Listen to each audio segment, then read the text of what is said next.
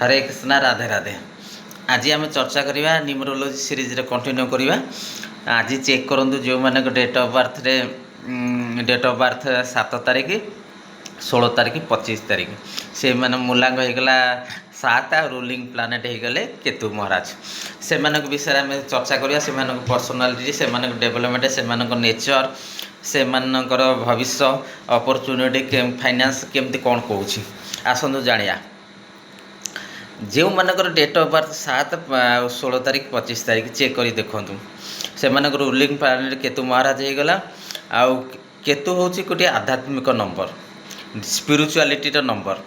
तेणुक जो मैंने यही डेट ऑफ बर्थ जन्म होते मैक्सिमम लोक मैंने देखते स्पिरिचुआल प्रति आध्यात्मिक प्रति बहुत अट्राक्ट होती स्पिरिचुआल लाइन रे लीडरशिप रे माने से माने जाती से नेम एंड फेम करते। गोटे भल कथा कहि खुशी हो जातु से डेट ऑफ बर्थ जो मैंने 7 आ 16 तारीख 25 तारीख से माने बहुत शार्प माइंडेड आंकर पखर बुद्धि शार्प माइंडेड माने एते माइंड एते फास्ट जे आपण इमेजिन करें बहुत आपण जानती धोनी क्रिकेटर जो फेमस होते से भी बहुत माने से माने स्ट्राटेजी बहुत भल प्लानिंग करि पारंती आउ शार्प माइंडेड थांती आउ कौन कहती से माने माइंडटा बहुत फास्ट मध्य ता सहित ये माने बहुत सचोट स्वभाव लोक था जो मानकर मूलांग 7 चेक कर देखूँ से माने सचोट था आ धोखाबाजी एम बहुत पसंद नुह धोखा भी से क्या दिखती ईमानदारी बहुत ईमानदारी काम करती आम बहुत खुशी खबर हो निगोसिएशन स्किलटा बहुत भल जेणे तेणे प्रकार निगोसिएशन करी जोटी शॉपिंग मॉल भी जाइए जी जिन पसंद आसला शॉपिंग कर कथा करू करू करू करू भल जो माने जदि नजर पड़ला भल जिनस भल सिलेक्टिव जिनस भी पसंद करती ता सहित से माने कौन करती ना से माने बसी बसी नेगोसिएशन करी प्राइस अनुसार जोटा सेटल हम से कर दियंती एमाने नेगोसिएशन बहुत भल माने माने बाल की खाल निकालना उनको बहुत मालूम है माने एमानु बहुत पसंद पर ये जड़ तक जीवे नीचे तक जीवे भाभी जिंदगी काम करवा एमानकर भल किंतु से माने पूरा तल ग्राउंड रियलिटी रूट रू जाइक जिनस को बुझिया चेष्टा करती जड़ तक जाती सब एमानकर नेचर एमान को ऊपर किसी पसंद नुह किंतु एमाने शॉपिंग कला बेले भी बहुत जिनस को जज करते देखते ध्यान दियंती से माने बहुत माने समझदार भी बहुत तेणुक भाभी चिंती सब जिनस करती निगोसिएशन पावर बहुत करती जोटिकी जाती भी निगोसिएशन स्किल से बहुत माने रिकग्निशन मिले मध्य आउ एमानक किए आउ निगोसिएशन स्किल अधिक ना एमान पाखे एत नेगोसिएशन स्किल अच्छी जे आपड़ भी इमेजिन करें एमाने एनिमल लभर मध्य एमानक एनिमल डॉग ए बहुत पसंद एमाने घरे डॉग रखिया को एनिमल रखिया को बहुत पसंद माने जो गृहपालित पशु को माने बहुत पसंद बेसिकली आम कहवा जमती डॉग फग को आम जमी रखुच घरे सबू से सब जिनस से पसंद आउ एमान को माने तीक्ष्ण करने सार्प करने कौन जिनस कम हाथ में लगिगला टे देखी बसिक एमती कटाकटी कर सार्पेनिंग करने को बहुत भल लगे काटिया को काटी काटी काटी काटी सार्पेनिंग करवा एमान सब पसंद एमान नेचर एमान बहुत राइटर होती एमान को लेखा पढ़ा बहुत भल लगे लिखापी एमान एडिटिंग क्वालिटी बहुत जदि आप सोशल मीडिया अच्छा आप यूट्यूबर अच्छा आप देखो आपंकर एडिटर सदाबले 7 नंबर मूलांक होती एमानकर एडिटिंग स्किल हूँ सबुठार बेस्ट दुनिया आपण पाखरे जदि अच्छी ताले आपण एडिटिंग रे आउ क्या समस्त को मात देवे एडिटिंग रो क्वालिटी सबुठार शार्पनिंग ही 7 नंबर पाखरे थाए एडिटिंग बहुत कले सोशल मीडिया जो मैंने अच्छा से पाखरे जदि 7 मूलांक वाला जदि रहीगला गोटे एडिटर ताले देने कर एमाने भी शूटर माने मुझे बहुत जो शूटर अच्छा आप देखिए इंडिया तरफ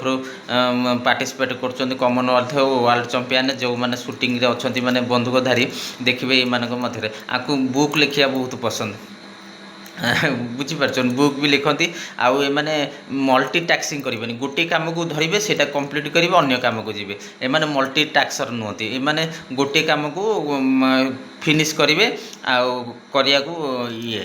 ଆଉ ସେମାନଙ୍କ ହାତରେ କାମ କରିବାକୁ ସବୁ ଜିନିଷ ଭଲ ଲାଗେ, ଆଉ ରାଇଟର ବି ବହୁତ ଭଲ, ସ୍କିଲ୍ ବି ଏମାନଙ୍କ ପାଖରେ ବହୁତ ଥାଏ।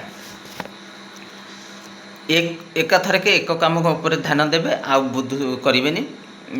ଆପଣ ଏଇସବୁ ଦେଖିଦିଅନ୍ତି, ଏଡ଼ିଟର ବହୁତ ଥାଆନ୍ତି ଆଉ ଏମାନଙ୍କୁ ପେଣ୍ଟିଂ ବହୁତ ଭଲ ଲାଗେ। ଏଇଟା ହେଉଛି 7 ନମ୍ବର ଓଭରଅଲ୍ ମୁଲାଙ୍କ ଉପରେ କହିଲି। 16 ତାରିଖର ଡେଟ୍ ଅଫ୍ ଟିକେ ଅଲଗା, ମୁଁ କହିଦେଉଛି।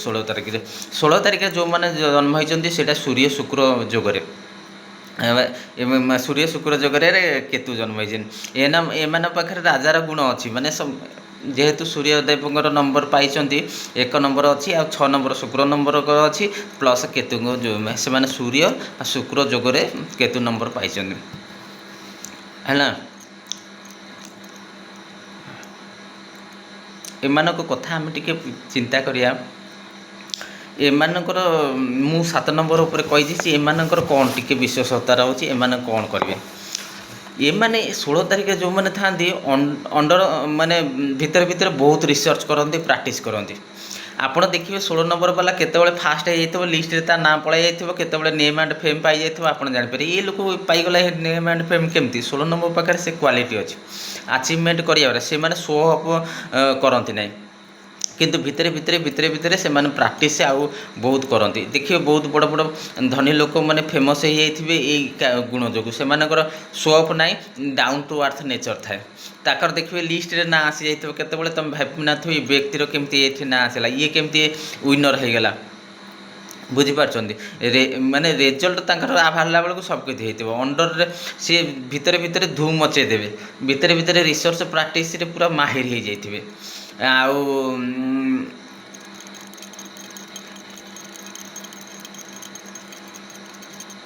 ଇନସାଇଟ୍ରେ ଏମାନଙ୍କ ପାଖରେ ବହୁତ ଭଲ କ୍ୱାଲିଟି ଥାଏ। ଇନସାଇଟ୍ରେ ସେ ଶୋ ଅଫ୍ କରନ୍ତି ନାହିଁ, କିନ୍ତୁ ଲୋକ ଜାଣିପାରନ୍ତି ନାହିଁ ସେମାନଙ୍କ ପାଖରେ ଏତେ ଟ୍ୟାଲେଣ୍ଟ ମଧ୍ୟ ଅଛି। ଏମାନଙ୍କ ପାଖରେ ଗୋଟେ କ'ଣ ଅଛି ଜାଣନ୍ତି, ଏମାନେ ବହୁତ କିଛି ଭାବନ୍ତି ଇଏ କରିବା ପାଇଁ, କିନ୍ତୁ ପାଖ ବାଲାକୁ ସାମ୍ନା ବାଲାକୁ କିଛି କହିପାରନ୍ତିନି। ମନରେ ବହୁତ କିଛି ଅଛି ଆଗକୁ ବଢ଼ିବାର କରିବାର, କିନ୍ତୁ ଏମାନେ ପରିପ୍ରକାଶ କରିପାରନ୍ତିନି। ଏଇଭଳିଆ ସବୁ ନେଚର ଏମାନଙ୍କ ପାଖରେ ଅଛି। ସେମାନେ ବେଳେବେଳେ ଏମିତି ହେଇଯାଆନ୍ତି ଯେ କାହାକୁ କହିବା ପୂର୍ବରୁ ଭାବୁଥିବେ ବହୁତ କଥା, ସବୁକିଛି କରିବେ, ଆଗକୁ ବଢ଼ିବେ, କିନ୍ତୁ ବେଳେ ଏମିତି ସମସ୍ୟା ହେଇଯାନ୍ତି କାହାକୁ କିଛି କହିପାରନ୍ତି ନାହିଁ। ଏସବୁ ଜିନିଷ ଗୁଡ଼ିକ ଯଦି 16 ନମ୍ବର ବାଲା ଲଡ଼କି ଦେଖିବାକୁ ଯାଆନ୍ତି, ପସନ୍ଦ ଆସିଲା ସବୁ କରିବେ, କିନ୍ତୁ ତାକୁ ପସନ୍ଦ ଆସିଲା ବୋଲିକିରି ସେ କାହାକୁ ପରିପ୍ରକାଶ କରିପାରେ, ମନର କଥାଟା କେତେବେଳେ ସେ ହୃଦୟରେ ସଦାବେଳେ ତାଙ୍କର କଥାଟା ରହିଯାଏ, ପରିପ୍ରକାଶ କରିପାରନ୍ତିନି। ଏସବୁ ଗୁଣ 16 ତାରିଖ ଭିତରେ ବହୁତ ଦେଖିବାକୁ ମିଳିବ, ଆପଣ ଦେଖନ୍ତୁ। କିନ୍ତୁ ସେମାନେ